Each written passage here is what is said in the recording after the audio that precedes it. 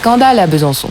Le fiasco de la place Leclerc, également appelé le carrefour de la honte ou encore le bouchon infernal. Il y a quelques semaines, les travaux débutent sur ce carrefour sans aucune raison. En effet, ce point névralgique très fréquenté a toujours bien circulé.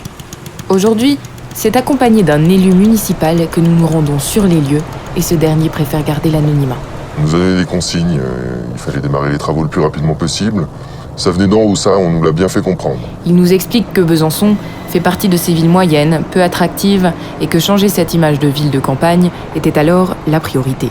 On devait maximiser les bouchons pour que ça ressemble à une ville comme Lyon, Paris ou Marseille aux heures de pointe. Mais sous pression, cet élu a craqué. Ça allait beaucoup trop loin, on nous a demandé de prendre nos voitures, de tourner en boucle pour grossir le trafic. On était payé en liquide pendant des soirées tenues secrètes. C'était des soirées avec des hauts placés, j'ai vu des ministres, des députés, des personnalités comme Patrick Bruel et Pierre Arditi. L'omerta règne sur ce scandale. Aucun journal n'ose traiter publiquement le problème.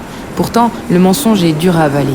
On a fait croire que les aménagements étaient dédiés à la création d'une ligne de bus rapide. Il n'y a jamais eu de bus, ça allait trop loin. Et pour remplacer cette ligne rapide impossible à mettre en place, on pensait utiliser le réseau des catacombes pour faire une ligne de métro. Après des semaines de coopération, il a fini par quitter son poste et vit actuellement en cavale. On devait mettre des panneaux avec des mauvaises directions. Un automobiliste est resté coincé 2 jours.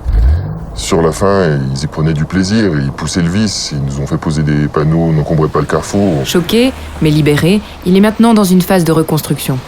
Le carrefour de la place Leclerc est, lui, devenu un cauchemar quotidien. Caprice de mégalomanie, la honte difficile à cacher pour la mairie de Besançon.